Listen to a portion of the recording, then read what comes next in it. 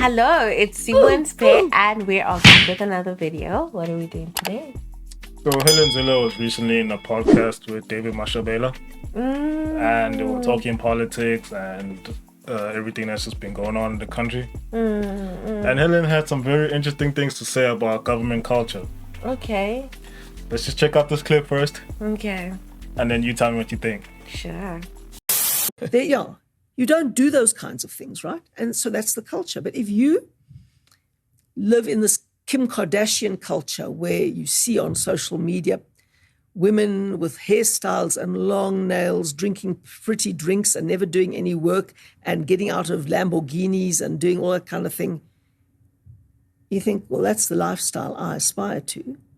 And they're all getting it because they're getting in on this tender and this contract and this kickback and this Gupta style Saxon Wall Shabin. Where's my slice of that? It becomes a culture. And we need to have a culture of modesty. That's why I don't like government cars being big things and driving around here and there. I want, Priuses. I want small, modest cars.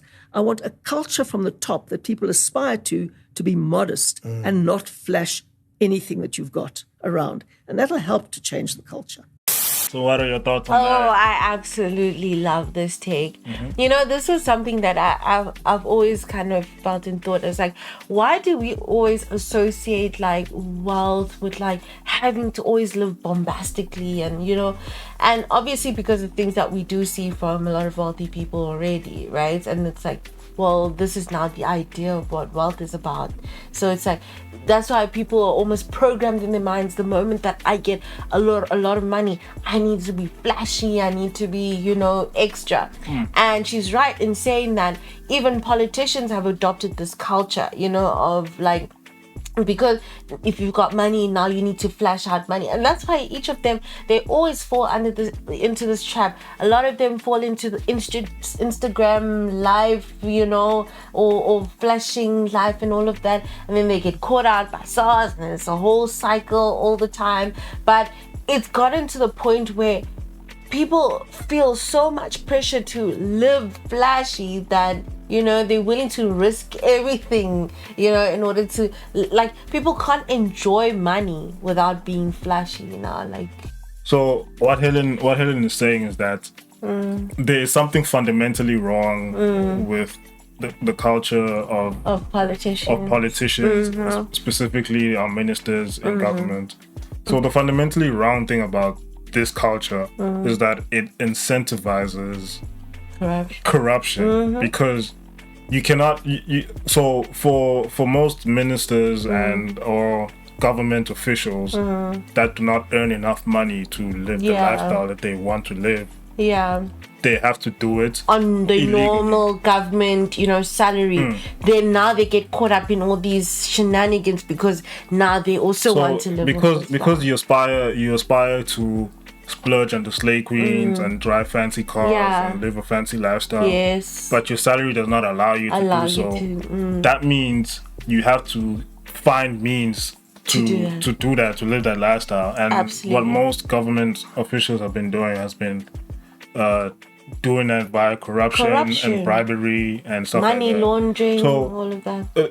It never made sense why at the top of government you have all these ministers who are all millionaires. Yes. Like all of them. Yeah. All of them are millionaires. It doesn't make sense. All of them have houses in Pretoria and Cape Town. And if you look at the average, multiple houses, multiple cars. If you look at the average amount of the average cost of a minister's houses in government, it goes up to like 23 million. And in total, it's like close to over a billion rand worth of houses that ministers alone own. Like, isn't really, that a spit in our faces because those houses are bought with our money, like our taxes. Like, there's something fundamentally wrong there, because if you think about it, it goes against what you are there for. You are there to serve the people, not to make a profit, or not to live a lavish lifestyle. So living a lavish lifestyle, especially before the people live lavish or whatever, so it kind of contradicts itself, because if you're living a lavish lifestyle, that means you're trying to make a profit and you're trying to make money, which goes against trying to serve the being people. a public servant. Being a public servant. Because being a public servant requires sacrifice. You are in a position of servitude. You are. It's a lot of sacrificing that it requires. It requires a lot of sacrificing, and it requires you to be involved in the communities that you're trying to serve, right? But if you're living a lavish lifestyle, you can't be involved in the poor communities. Yeah, you can't do both. You're stealing from the poor for you to be able to live that life. You have to steal. You see that fundamental that fundamental difference there. Yeah. And then if you look at the people that they are serving, like these people are millionaires. Yeah. And you look at the people they are serving, more than half of them are poor.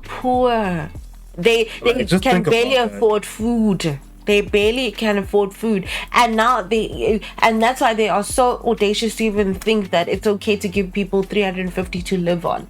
Because I mean, I can't have this wealth in this flashy life. You understand what I'm saying? If I'm giving you a lot, so it's like we are in essence now nominating these people when we're voting them for who's next to eat, who's next to live a fancy life, who's next to live a soft life. Like it's like now we're just putting these people, giving them, and here you get a chance now to live a soft life at my expense.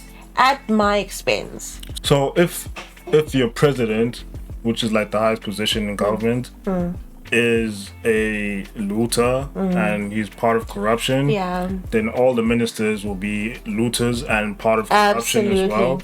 And then all the people working under these ministers, the managerial roles, the secretary generals, and so forth, they'll be looters and part of corruption, and it goes all the way down to ground level, to the people serving the actual people on the ground.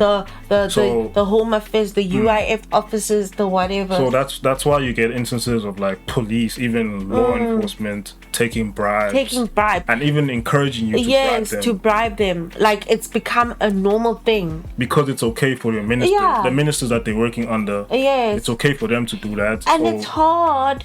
It's hard to call them out because they're doing the same thing.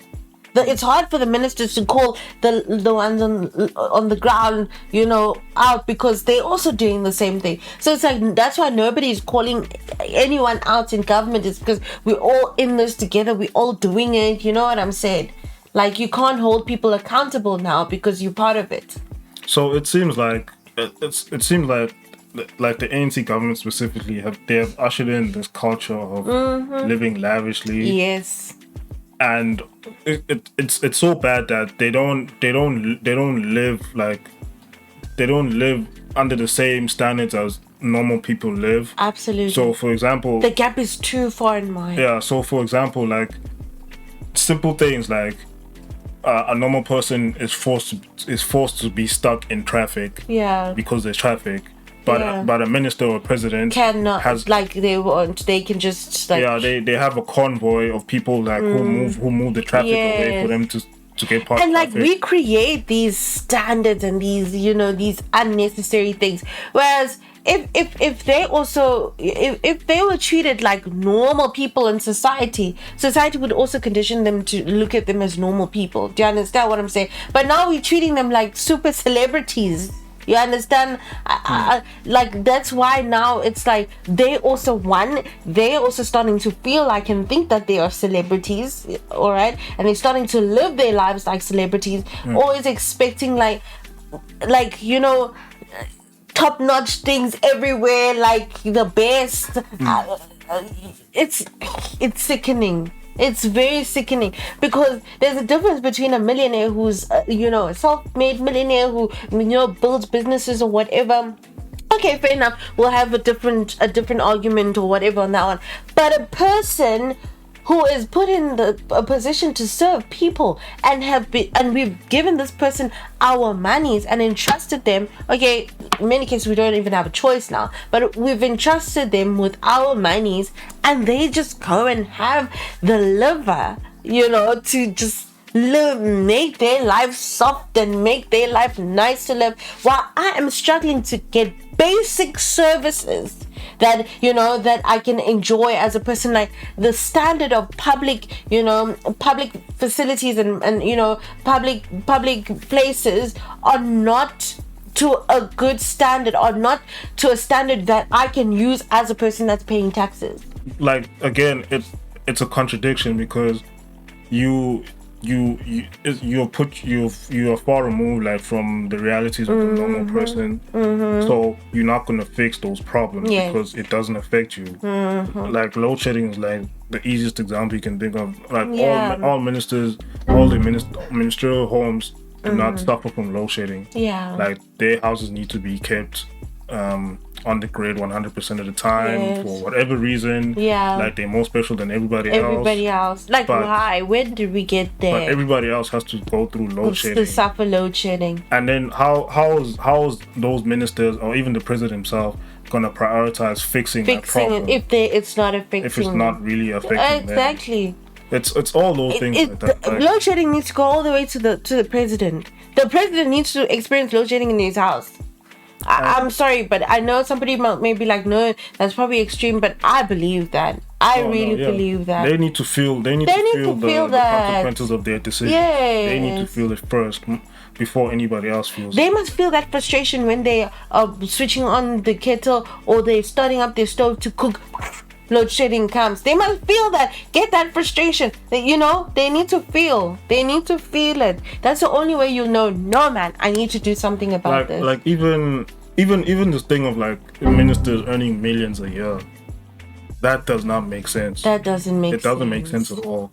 And it's adding to government expenditure, unnecessary government expenditure. And then they don't have money. On top of to that, do stuff they keep adding more ministers to pay, instead of reducing the amount of ministers that they have. In order to reduce government expenditure. But they do other things to reduce government expenditure. Why is there never not enough money to pay them?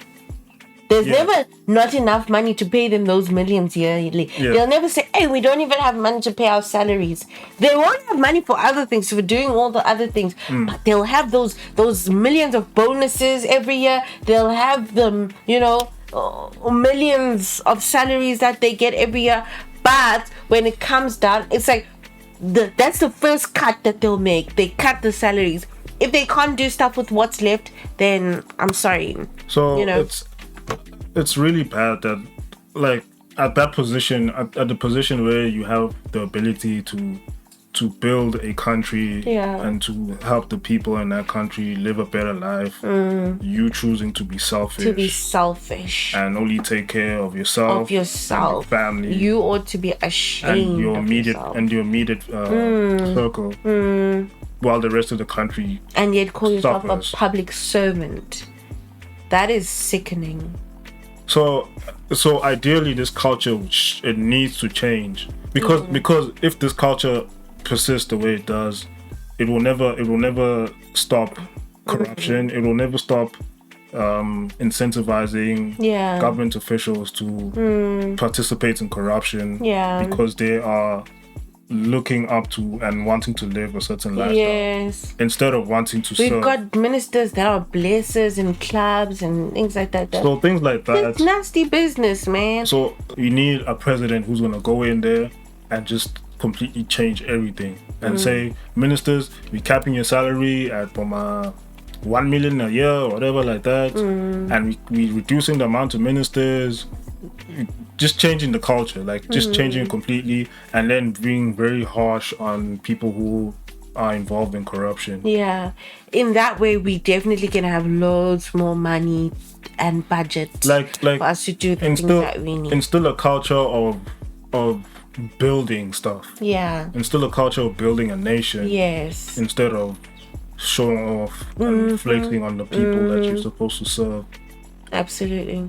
Like, if you have leadership that prides themselves in the work that they do and what they want to build, or in what they have built in the past couple of years, and they pride themselves on that, then nobody will be incentivized to participate in corruption. Because you also want to be a part of the group that's being lauded by society. And as people, like, we also need to, like, let's just be let's just be careful of the people that we actually entrust. I think one of our biggest mistakes was actually believing that a businessman would be a good president. Yeah, would be a good public servant. A businessman is He's a businessman. Yeah, profit. His main thinking is profit. That's what business is all about. Making as much money as possible. Yeah. And we made the mistake of thinking that his main business will be making the economy as much money as possible, but he's making himself as much money as possible.